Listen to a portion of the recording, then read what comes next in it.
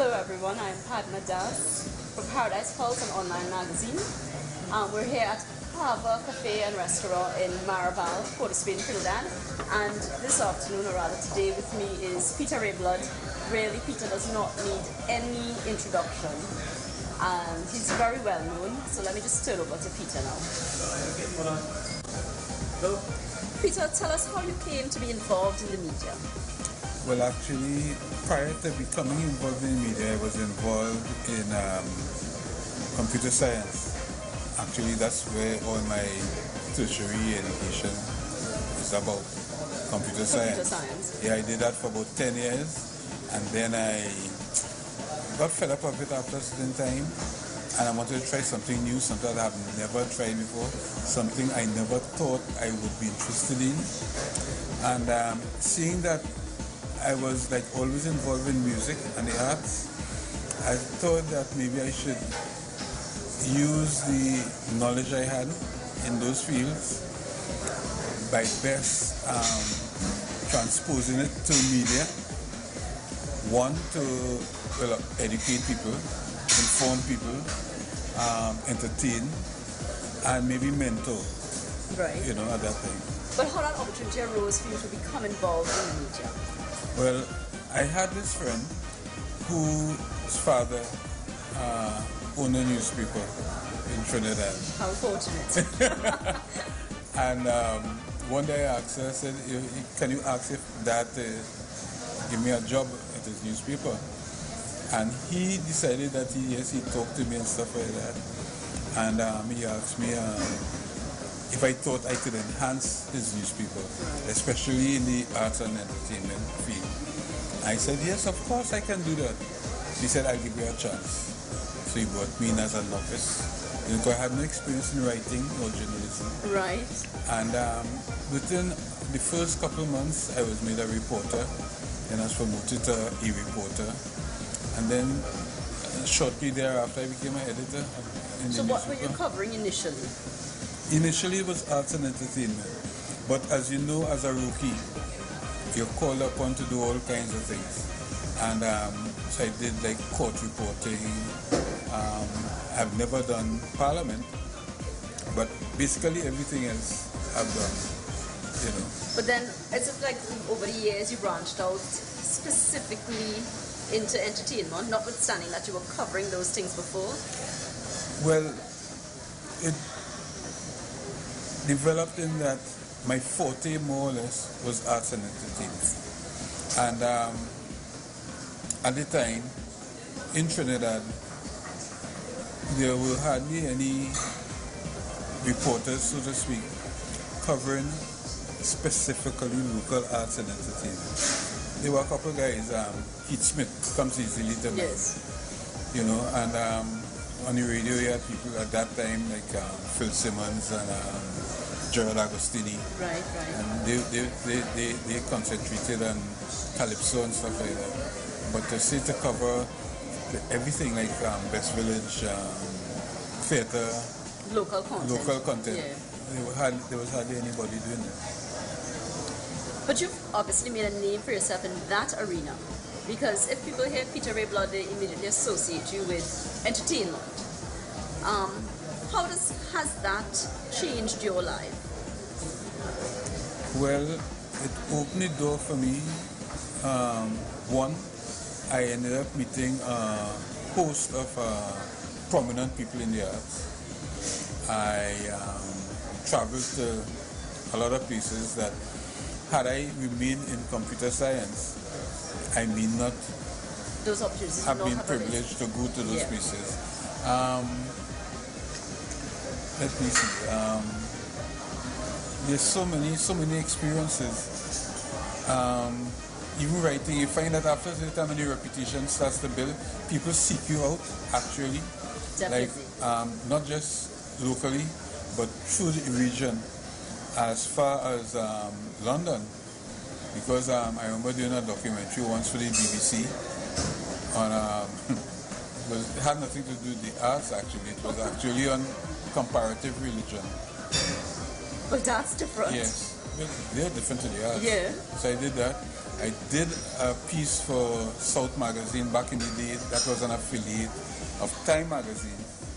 I did something on calypso music for them. I've also been fortunate, I would say fortunate, to write for almost every major English-speaking daily newspaper in the Caribbean. The Gleaner, The Advocate, The Voice, The Nation, Kaitya News. And I did also a little bit of a smidgen, I would like to say, of some work in Jamaica. I did a 2-part documentary for Jamaica Broadcasting Company on Carnival, its origins and its development and stuff like that, which they have actually in their archives as far as Jamaica Carnival is concerned. And of course it also extends into other things, fun things as a matter of fact. For instance, being invited to judge carnivals globally, doing so like in New York, Miami, Jamaica, Barbados, that kind of thing. Also judging, being called upon to judge queen pageants. Then that extended into judging calypso shows, you know, both for the corporate world in Trinidad. I remember the first, I think it was called Calypso Royal, Royal Bank's initial Calypso Monarch competition. The first one, and for must be about 10 or 12 years thereafter, I judged that. Competitions in the Queen's Park Oval, Tech, you name it, and I've done that. The fun part also included, for some reason, some years ago, somebody told somebody that I would make a good judge of food, culinary stuff. Right. And you had these women had this competition, I think it was at the Harvard Club, Men Who Can Cook or something like that. And I was invited to And you were judging. Yes. And that dates back to, let's say, like about 25 years ago. You know? Kidding. Yes, 25 years ago. So much so that one of the fortunate things that I enjoyed judging was having to choose the culinary team, the national culinary team, to go to international culinary competitions abroad, and having to go to different restaurants and sample the food that these chefs prepared and come up with the eventual team. And that was sort of capped off last year, where I was a judge for the first ever table talk competition that was held in Trinidad. There's a Jamaican based competition. I was held for the first time in Trinidad last year. And that was also fun. So it's like you're working, but you're having fun while enjoying what you're doing. Yes. Which a lot of people don't get to really say pertaining to their job. So I've heard. Yeah, indeed, it's very true. Yeah. But Peter, let me ask you this. You're well known. It's an understatement to say you're well known, really. You're a household name. You're known throughout the Caribbean and even so on the international scene. What makes Trinidad and Tobago different on the international scene? When you say different, you mean like in terms of the music or the art? Yes, we're dealing with the entertainment industry. Trinidad has a name, or rather, TNT has built a name for itself recently. You know, we've had our artists being exposed. Over the years, what I think, Trinidad and Tobago has a spirit unlike any place I've visited. There is a spirit, there's a vibe, an effervescence of Trinidad and Tobago. David Rudder sang a song some years ago, Song of a Lonely Soul, I think was the name of the song, where he was talking about, you know, if you come to Trinidad as a tourist, don't expect to see a guy with a top hat on and white gloves on and opening the door for you and stuff like that. Very true, yeah.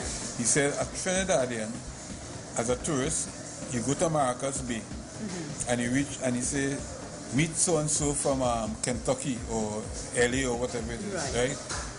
And you say, hey, welcome man, welcome. And he say, okay, the fellow in that pot, you know, the crab and dumpling in that pot, that kind of thing, right? Or that is how Trinidad is, you know, that hospitality, that's how we're unique in that way. That uniqueness also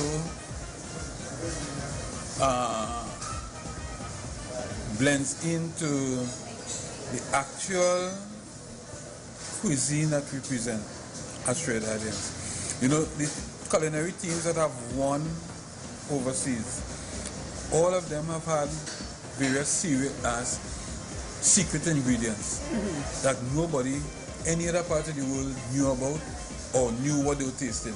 But there was something about the food that was so different. There was difference. I'll tell you 2 ingredients. One was Angostura bitters, and the other one is shadow benny. Yes, very true. Very true.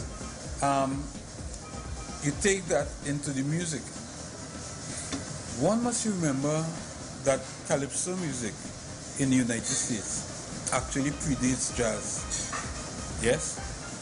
The first calypso recordings will date back to the 1920s or something like that. I can't remember the exact dates, but they're old.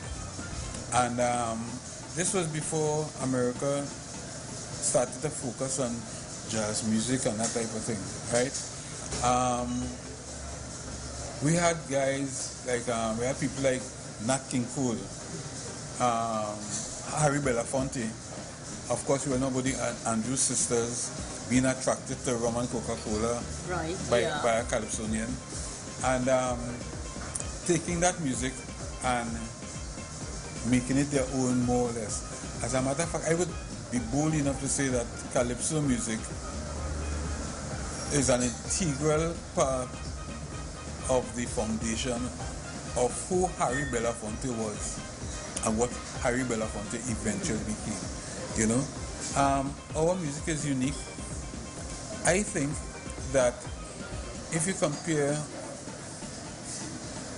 what transpired in the past to what exists at present, our weakness basically has been, I would say, marketing and promotion. And maybe that sort of laid back, we are laid back people. Very much so. You know, we are very laid back people. We have so much talent in this country and so many God-given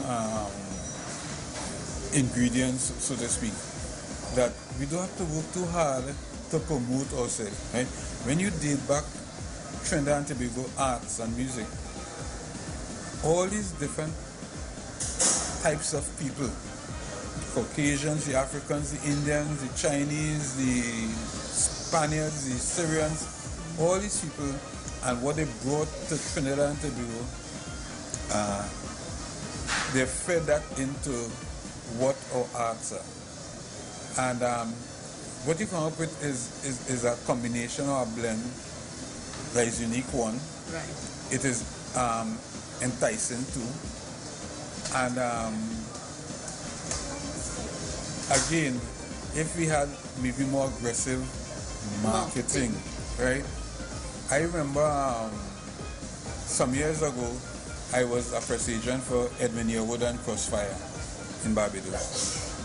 And I remember the Barbados government and their NCF, that's the National Cultural Foundation, the type of returns or rewards they gave to the person who won the monarch, and I'm talking about 20 years ago, it didn't compare to what we gave our winners, right? They also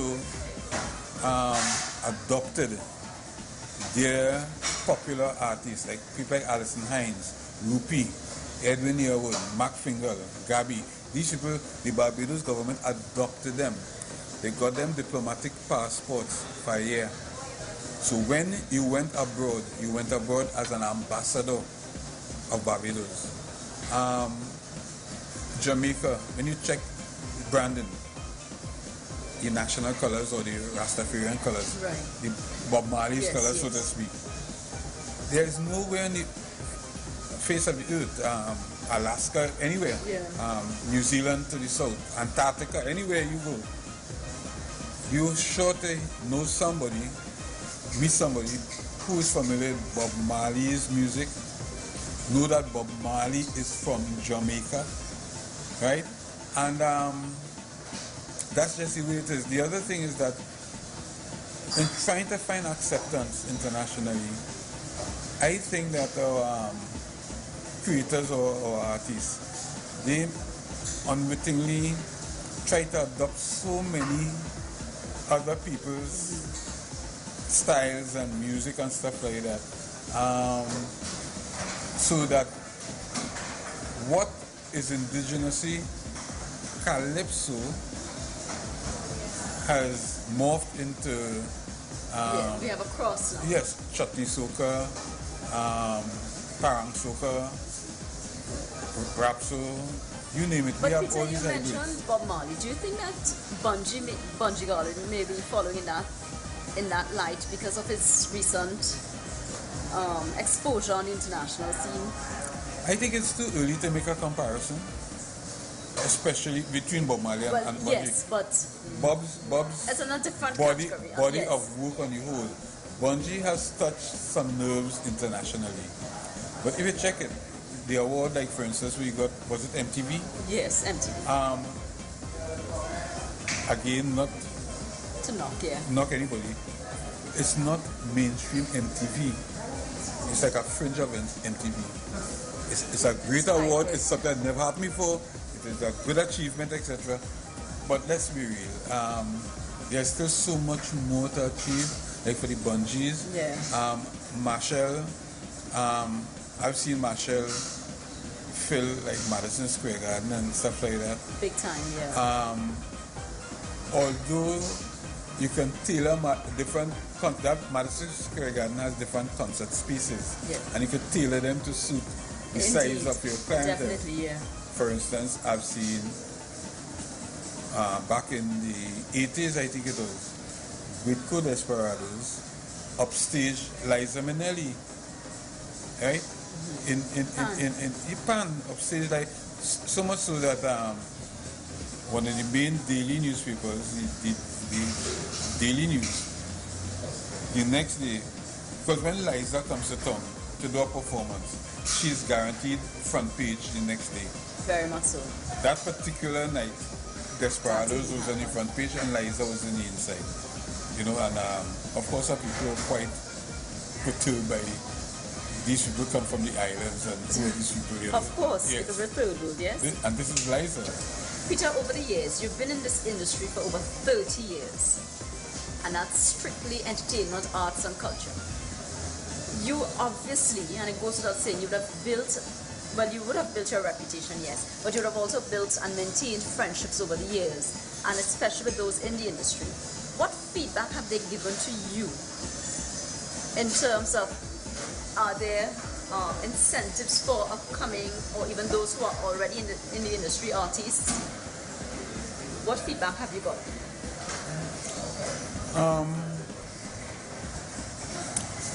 Okay, relationships. You know, I've become acquainted with so many popular international artists, and coming easiest to mind, Hugh Masekela from Africa, the late Ralph MacDonald, one of the top jazz musicians, Ray Funk, who is considered the world's #1 anthropologist in terms of calypso and Trinidad culture is concerned. And in terms of incentives, within recent times, you know, we had something that I thought was excellent, but it had been disbanded within recent times. That is the, what's the name? Divine Echoes Orchestra. This is an orchestra of young, talented musicians. Right. I mean, some of them just out of the teens. And it was funded by the state. And of course they learned music, etc., etc., etc. And they were excellent, like really, really excellent I would say they were world class, but for some reason they stayed disbanded. Then there is Birdsong Academy in St. August, Tunapuna, which is a steel band academy, but which also teaches young people from like the age of 8 or something like that, teaches them music. People who cannot really go to a music school, for instance, and once they realize that you're serious in the discipline, they actually organize to get you scholarships, music scholarships. And a couple of their people have gone to the prestigious like Berkeley College of Music. A guy called Niall Manswell, who is sight impaired, is a success story as far as that is concerned. I don't think we have such a formalized thing with incentives. The music festival, for instance, the fine come out of it. Schools like Bishop Anstey High School and St. Joseph Convent, they have done foreign tours to acclaim festivals, and they've had success. Yes, they've been highlighted in the media. Signal Hill Alumni Choir, they performed at in Wales some years ago. They're 30 years old now, and they performed in Wales and actually in an international choral thing, and actually play second with some of the best choirs in the world. So besides that, we don't have that much like incentive programs for upcoming artists. Yes, you have Digicel has its thing. Yes, Digicel has. I think the mobile has one as well, something like that. Yeah. But nothing institutionalized. Nothing really permanent. Yes. But feedback from artists over the years, I mean, when you're covering assignments and so forth, we hear, and some of them say they can't live as an artist here in Trinidad because, the money is really, or the income isn't much, I guess. That is true. I must tell you that the remuneration, I could talk about calypsonians, and maybe for steel band people as well, pan musicians, they have increased tremendously. When you study a long time, when a man won the national monarch, he got a silver cup, a bottle of rum, and $50. And we've seen that go to $2 million. We've seen it sustain at $1 million. We've seen the Panorama winners getting $1 million. We have seen the Chatti Soca monarch getting $1 million. In a big way, there's one individual that I'd like to single out, which is William Monroe. Yes. The father of Soca monarch.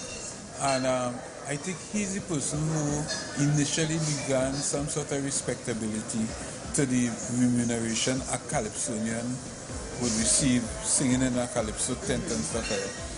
And he had some of the best people in his tent singing. He paid them well. And the other 10 managers, they eventually came around to the idea of properly paying calypso. But as an artist, so okay, you didn't win $1 million as a monarch.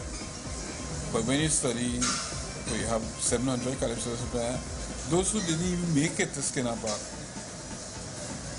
the money what they're getting is chump change really. The other thing too, I think that has killed or is killing the music industry in this country is the piracy of it.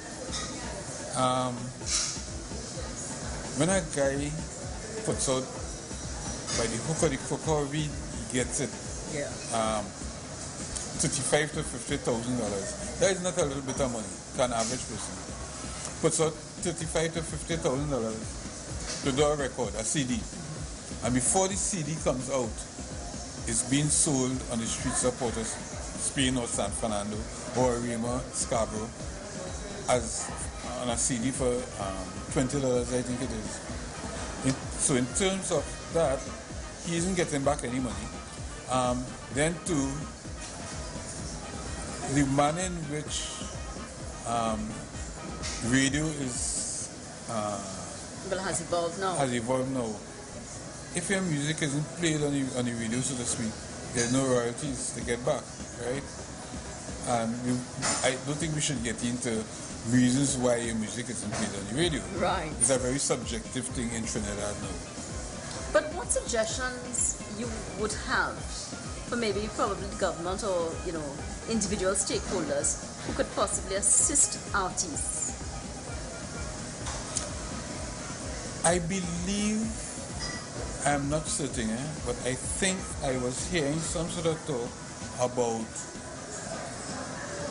a subsidy.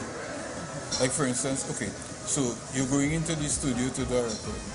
If you could have some sort of subsidy on the cost of the record, I know that there's a subsidy and it's quite substantial. The figure I cannot remember right now, but it's quite substantial to any corporate entity that assists in the production of a local film or a local theatrical production, stuff like that. Once you're assisting the culture that way as a corporate person, there is a subsidy that you could tap into, a tax incentive or something. Right. That helps. That would help because that didn't exist before. But what's your advice for youngsters, and when I say youngsters, those who want to get into the entertainment industry, in light of the fact that really there aren't any programs or incentives for them? Well, my advice to them, first to begin, the first thing you have to remember, it is not a quick get-rich profession. One. Two, it is a profession that requires intense discipline. You have to be disciplined. If you know that you're supposed to, how do I call it? If you know that you're supposed to be in the studio at 8 in the morning, be there by 7. You cannot have a show and be walking in late. You can't be walking after the show begins. You have to be professional. Yeah. And I see so many of our young artists over the years, and it saddens me. They're lackadaisical, they're not serious. Also, one ought to have some sense of history of this profession that you've chosen to do. Yeah. You have to know its roots. You have to know who are the people who brought it to this stage. You must know about it. If I could equate that to, let's say, the NBA in the United States. Any little college kid playing basketball right now, you ask about the history of they could tell you. Any arts student in any college or university, and you ask them about the history of jazz, the history of gospel music, and they could tell you like that. You ask the average young artist out there, you call the name of a Calypsonian who was popular 20 years ago. They don't know what you're talking about. And that is one of the drawbacks to the progress and lack of education, that type of thing.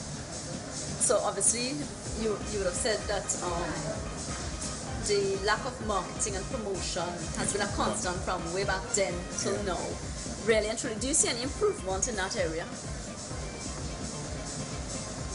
Yes, I think there has been some improvement, primarily because of the social network. What we have now, all these different networks we have now, that you could Google this, you could YouTube this, you could place this and that, you bring out a thing, you could do a whole production and get it on the internet. This Korean guy, Fai or Sai, that guy with the dance? The dance. I don't remember his name. The Gangnam Style. Yeah. The internet was really crazy. Yeah. Viral. Yeah. The internet. There was this song that one of my supervisors at the Guardian, I used to drive her crazy over this song. But I found the song on the internet. I found the song was so ridiculous that I eventually fell in love with the song. That song called What the Fox Said. Right. And you know, the internet again. So it depends on how you manipulate these different media. That you have, and you must have a knowledge of it, you know, or somebody who has a knowledge of it to assist you, and take it from there. Let us get a little more personal now, Peter. Let us say about you as an individual. You know, regionally, even internationally, people know Peter Ray Blood. You know, the Peter Ray Blood, the entertainer, or rather the entertainment man, so to speak, because they know you for entertainment news. Who is Peter Ray Blood?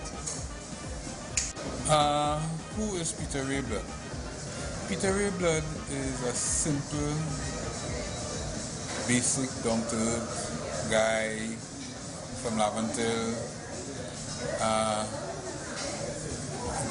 Grew up in Laventille, but also lived in like places like Sawa and Diego Martin.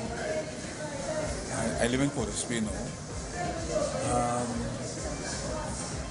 I went to a primary school that not many people know about or heard. Which primary school is that? Moulton Hall Methodist. But I've never heard of that, you're right. You see what I mean? On the corner of Abercrombie Street and Duke Street. Has that name changed over the years? No, it's still Moulton Hall Methodist is still there. And I was one of the first people to get like a pass for a five-year school there, from there. And in terms of like, as a child, my mentors or my like earliest influences, you know, even at this age, I still remember them fondly. There was this guy called Mr. Howard Nicholson, a Tobagonian.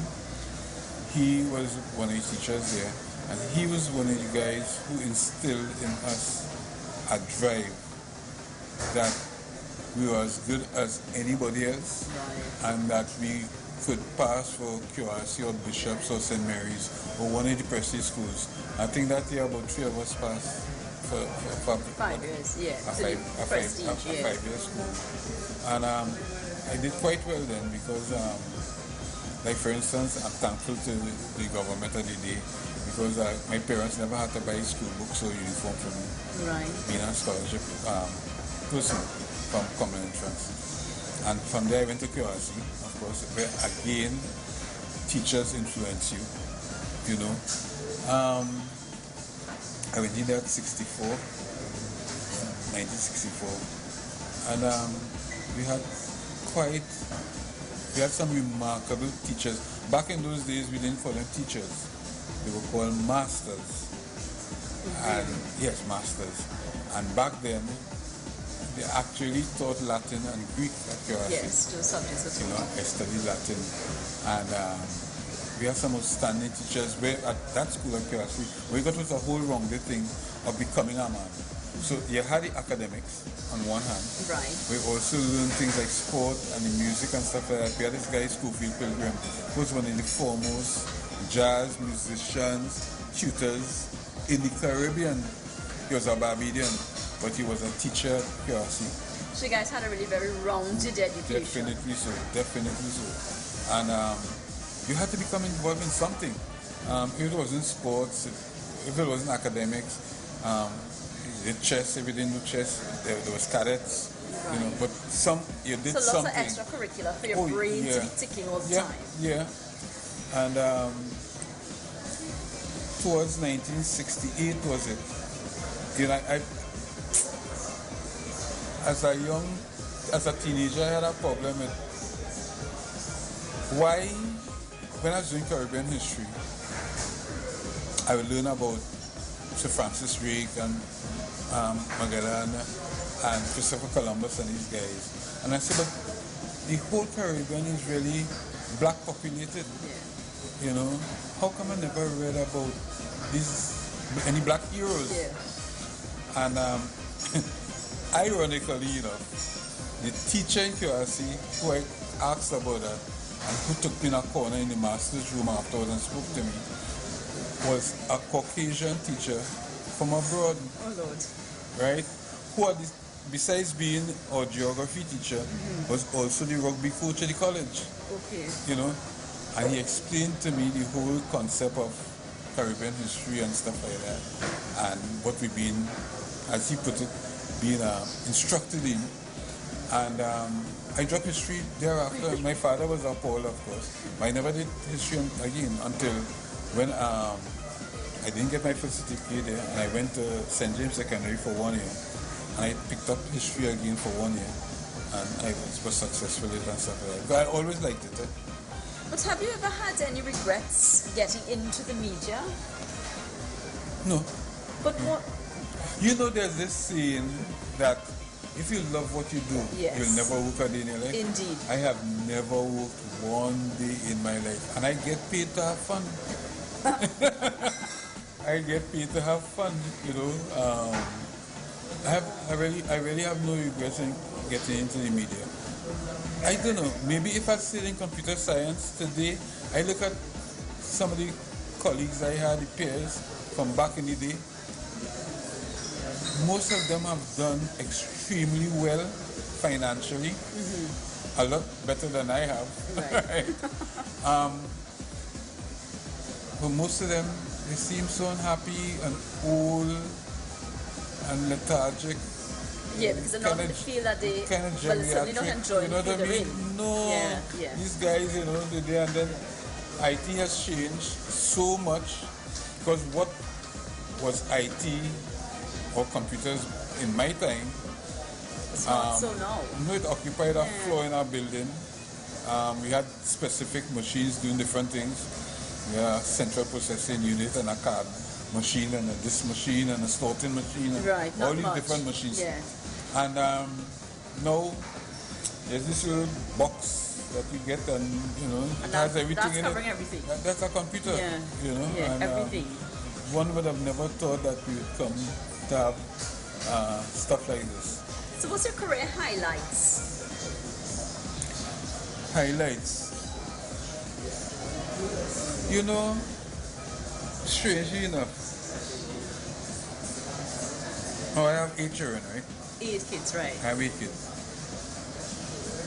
But I get a sense of joy and accomplishment when some of the people who either worked for me or I trained, right,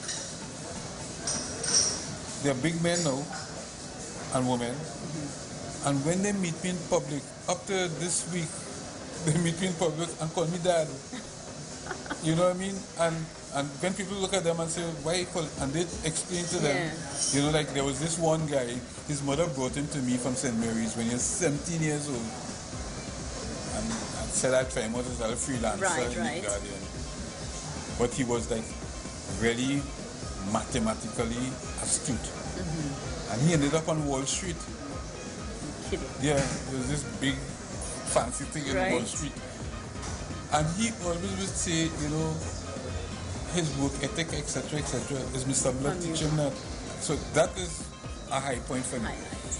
And again, the other high point would be going into different institutions like schools, and actually when they have this career guidance thing, and you go in there and you talk to these young people. Young people, when you're 14 and 15, if you could only realize your brain is like a sponge, and you know, the kind of questions they ask, and then they get into stuff that you didn't even think about. You know what I mean? True. And it's happening with the younger and younger people. Younger, very, very. You know, because like some of my, a couple of my young grandchildren, the thing, I have a granddaughter, when she was like 6 years old, there was something I couldn't understand on the phone. And she showed me how to do it. And I said, but I am the one with the computer science history. You know, you're 6 years old, where you learn to, you know. And so there's a sense of fulfillment, a high point. And the other one would be some of the awards that I've received, over the years. I was particularly enthused that have been acknowledged and awarded by TUPO, the Calypsonian organization, Pan Trinidad actually 3 times.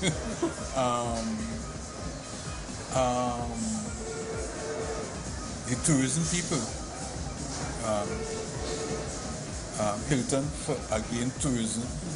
Although I don't think of myself as a tourism writer, but these people think that I am, and that has been an achievement, or it gives me a sense of pride. There's so many things, so many things.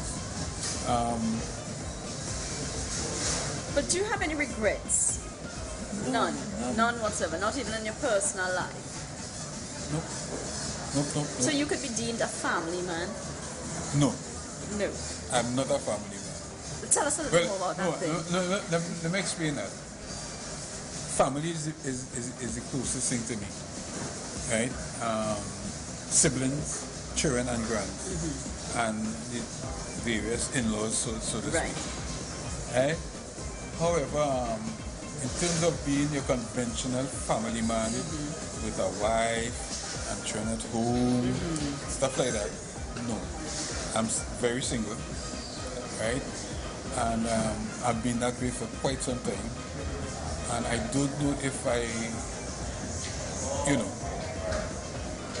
could adjust. If that's going to change anytime soon. I don't know. I don't think about it really. It's not one of those. It's just a way of life. It's not. You get so accustomed to your own self, your own space, your own everything.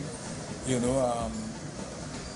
don't have a regime that breakfast has to be eaten by 9 and lunch is by this time. And the yard lawn has to be cut and that kind of thing. Yeah. There's a joke. When I was a child growing up, when we lived in Diamond Vale, we had a rotation thing my father used to do, where I had no brothers, I only had sisters. But there was never anything like boy chores or girl chores. Yeah. Everybody did everything, right? And one of the chores I hated was on a Saturday morning having to cut the lawn. Okay. And I made a vow as a child that wherever I lived as an adult, especially if I own a property, I will have a concrete yard, the entire yard. I will never go to cut a lawn as an adult. So stuff like as a single person, you don't think about things like that. Truly. The place wants cleaning, and I tell people I provide employment. You do? Of course. How do you do that? Okay. There's a young lady who in need of an income or to supplement her income.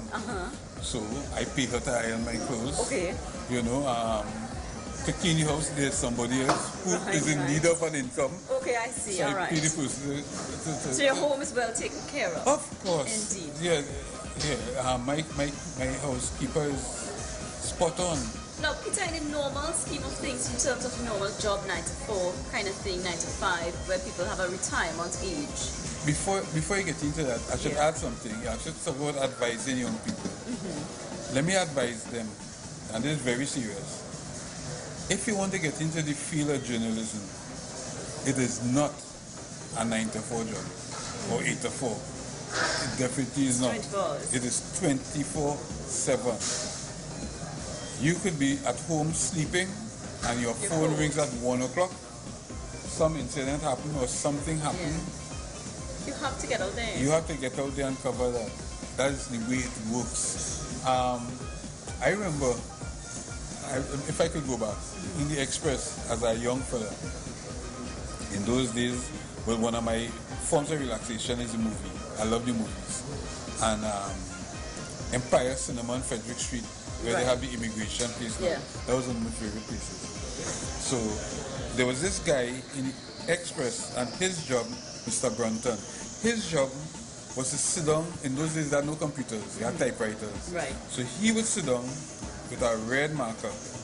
You type on paper, and he was sitting with a red marker. I went through his story. And the only time you were permitted to leave the premises was when that paper had no red writing in it. What? Yep. Your stories. And advising you saying, well, the structure of the sentence is wrong. It's supposed to be this way.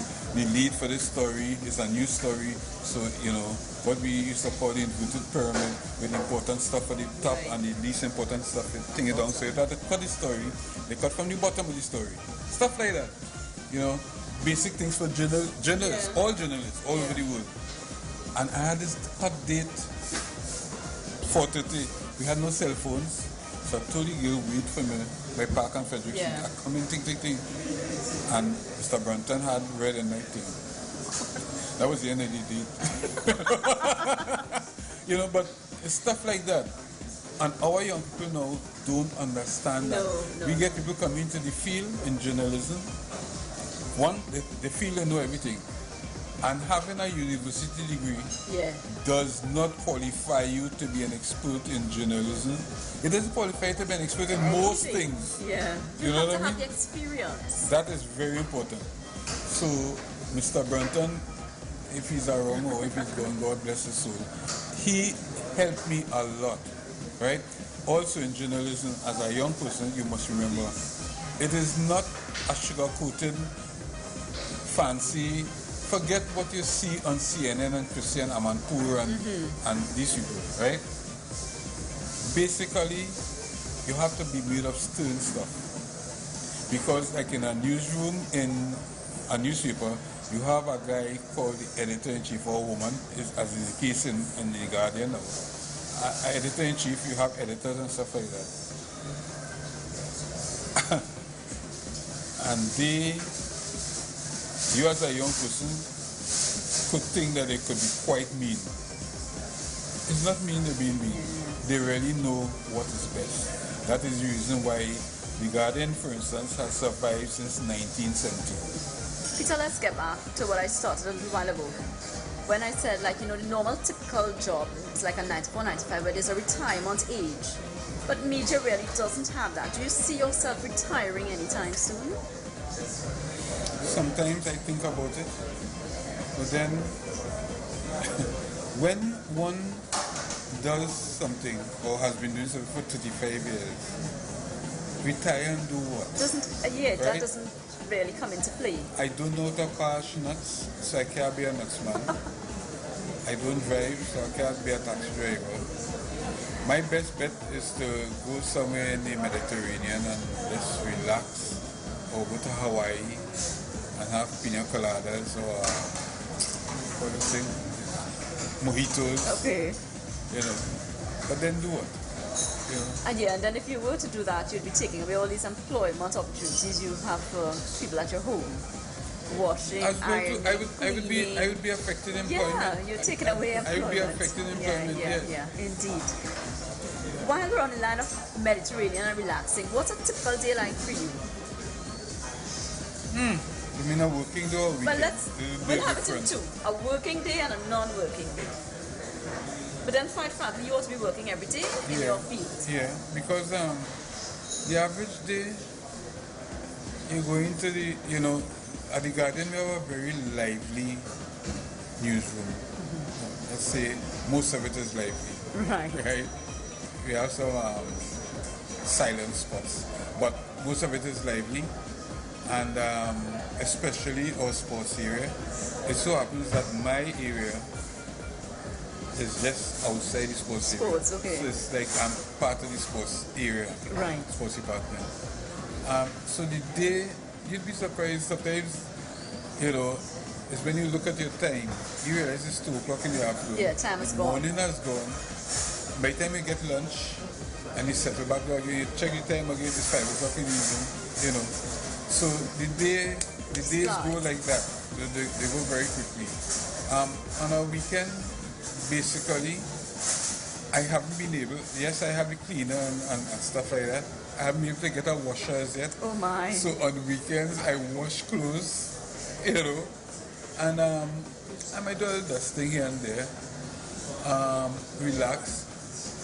I've developed something since retirement, which I call my siesta time. Once I'm home, right, around 2 o'clock every day. Once I can get that time, I take a nap for maybe 2 hours or so, and that does me well, ties me over. So how has your parents affected or influenced your life?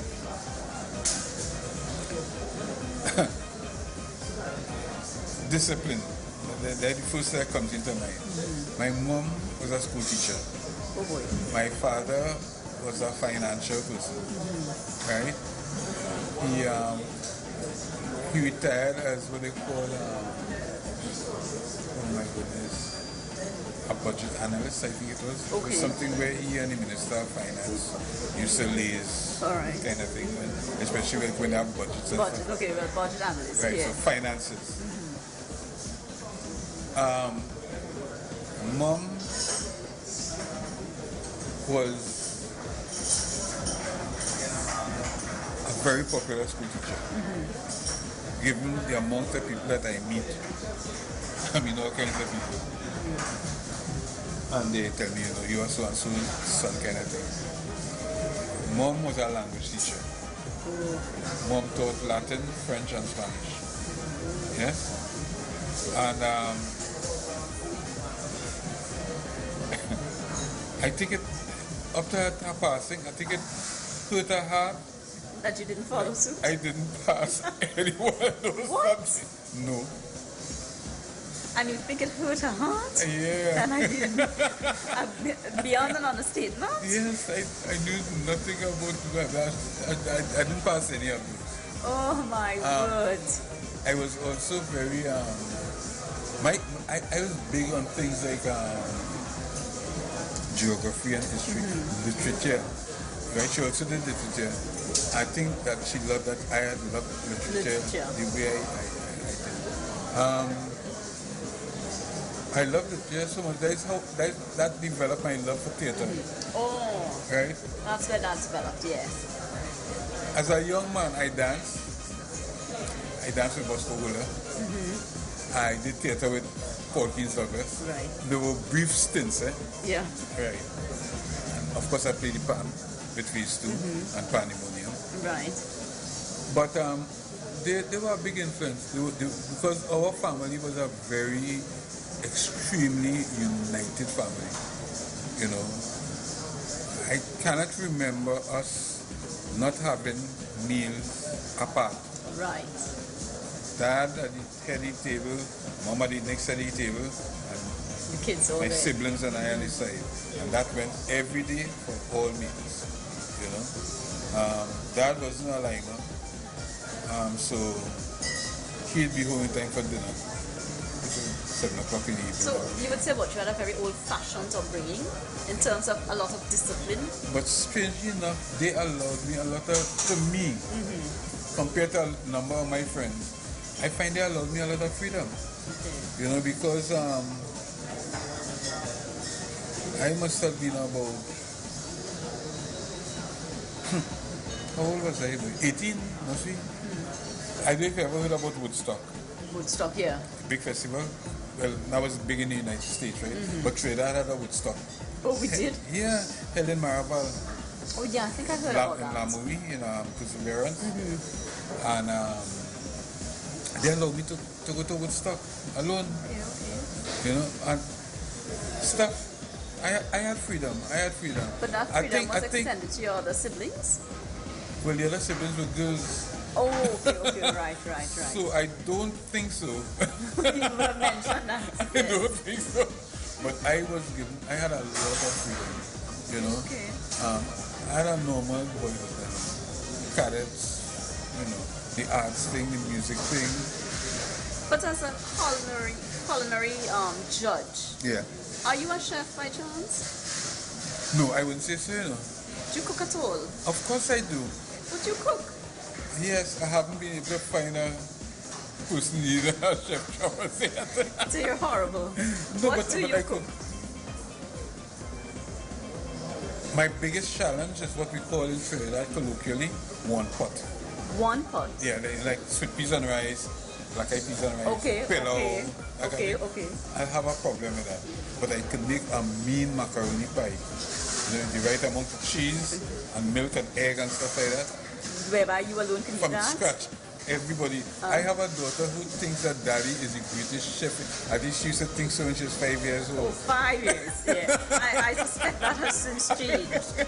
She's now 40. Oh, So I don't, I don't think she would say the same thing. But what's your favorite dish though? Not to prepare. Favorite dish? Yeah. Okay, I'll tell you my favorite in its most simplistic of forms. I have this thing about white grainy rice Yeah. with corned beef, Jeez, all right. with cabbage and sweet pepper and stuff in it, and a slice of Yeah. avocado, Yeah. and a big glass of cool mobi. Mobi. Is one thing. That mobi is the concentrated mobi. No, from the back. Right. From the back. Okay. But the thing is that like I enjoy all the other stuff, you know, like the fine dining stuff. I'm not a pizza person. I am not a burger person. Right. Or So down to the jump. gyros. No. Yeah. I like provision, you know, saltfish and stuff like that. I think those would be my favorite. I think having had so much Sunday lunch as a child, I kind of fed up with the Sunday lunch, Right. the conventional Sunday thing, you know, the callaloo and the peas and the rice and that kind of thing, right? But basically, I'm a very simple and easy guy to please. Peter, you know? how do you maintain that size? I always know you as one size. It has to do with your mind, you know. You're not into any exercising, gym, No. nothing of the sort? No. Actually, I used to do the gym thing, and I damaged my back one time, so I don't do that. I suffered my ankles, so I can't run. You know, I play mass, yes, but it's a mind thing.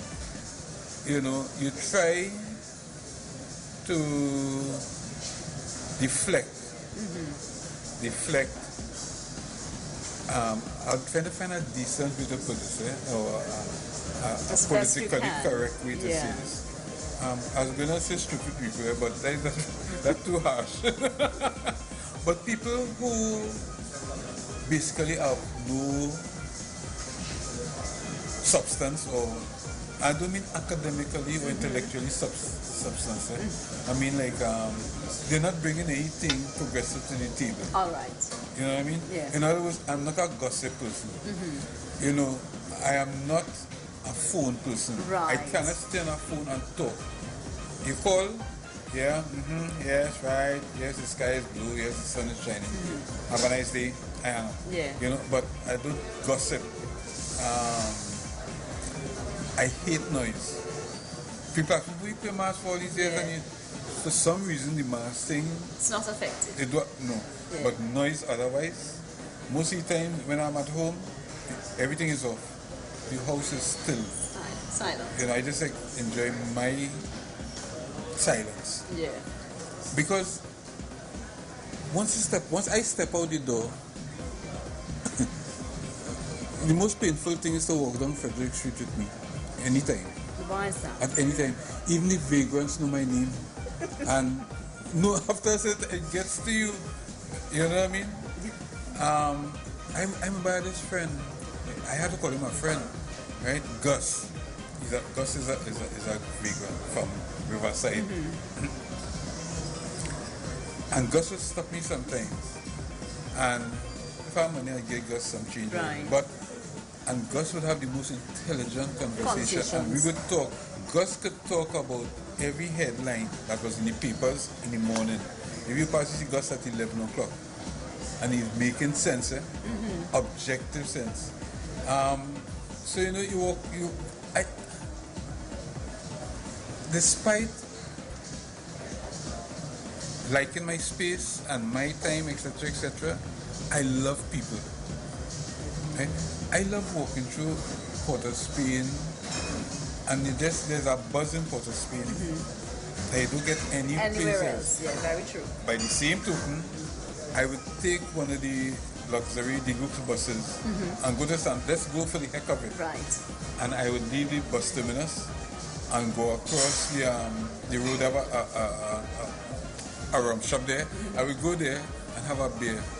And I just sit down and enjoy hearing these are San Fernando people now talking between themselves. Right. I enjoyed this. And then I'd walk up the road, go up the high street, and just walk through San Fernando. Right. Same way, I go to Vega, the place with La Vega or Vega? La Vega, right? I go there. Yeah. You know, I love Aripo, that kind of rustic thing. Yeah. I love that. Long ago, I used to love going to Blue Basin in Diego Martin, but Blue Basin has been allowed to deteriorate so badly. You know, Blue Basins are dumped now. But the rustic country thing, I love that. Going to Tompi River, Toko, Miaro, what have you. I enjoy that. I could go a weekend of that. Right. It being a week in the morning. I had this friend when she died now, and she used to live just on the edge of Valencia River. And early in the morning, you hear these birds. The birds. You know, and they hear the river. Perfect. Yeah, it's different. That is how I am. Peter, let me ask you this because we're about to wrap up. What is it about you that Trinidad and Tobago doesn't know? Oh, I expect that there are a lot of things, but tell us about one, the main thing. You mean everybody in Trinidad and Tobago? Or Yes. some might know it. Well, the majority. The majority of people certainly do not know that at the age of 13, my ambition was to be a priest. And well, you've stopped me there. All right. So let me ask you this: if you had to make any changes pertaining to career, would you? If you had to go back in time, or do it over again, would you make any changes? Would you change? Would you choose something different other than the media?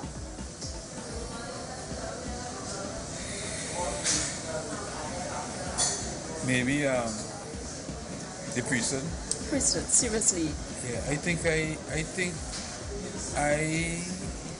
have it within me. You know, it's strange. But I think I have it in me. I've always had it in me to help people. I mean, like really help. Help. Not just really saying help. Yeah. help your quality of life. Help people in trouble. You know, it hurts me when I see so many people, so many young couples out there, and they're unhappy. They're unhappy. Why? Because I'm going to talk to. They just have no help. And that's the thing, And most they times they just- just need somebody to talk to, Just to talk to them, you know, and I feel that as I matured as a man, and now at this age, well then again to be a priest though would have been to pull back the experiences of those years. And at 13 I wouldn't have had those experiences. Yeah, for sure. But 13, why I wanted to be a priest was that practically that was a big deal for me because like I was an acolyte and I sing in the choir in the cathedral and stuff like that. So a lot of my time was spent in church. And for instance, on Saturdays, my Saturday morning, besides after doing the household chores, the lawn, etc., etc. But my Saturday chores was spent in the church. You're cleaning the brass, and you see nobody wine for communion the next day and what have you. And make sure that very involved in that regard. what they call your surplice and your cassock. Those are the gowns, so the garments worn by the priests and the acolytes, stuff like that. You make sure it's neat and clean and everything. And that would have been a priest, I think. So my last question to you, Peter. I've always known you to be smiling. You will always break out with a smile when you meet or when you see people you know. What?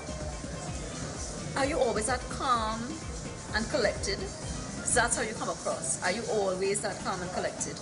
What disturbs you? Or what would disturb that calm?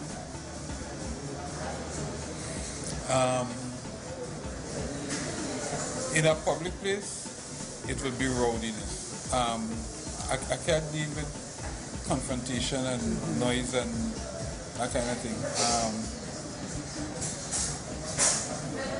People under the influence of alcohol, that disturbs me. I am not being sexist. However, I have a particular peeve. It's bad enough to have a drunken man in your face, but a drunken woman, I think, is one of the worst experiences that I could have. That is a turn off for me. But in most situations, I just would walk away. I wouldn't encourage any confrontation or debate or anything. And dishonesty, really basic things, dishonesty. I like truthfulness and reality. Be who you are. You know what I mean? And what I can say is that partner, what I can say is bring it home, right? When I meet you and I look into those eyes of yours, how can I not smile? Peter, you're a flatterer. Nonetheless, I just want to thank you very much for giving us your time here today. It was very, very informative and entertaining, and thank you very much. All the best in your future endeavors, which I suspect will not change much. No, you won't. Unless I win something. Then who knows? I might open a newspaper.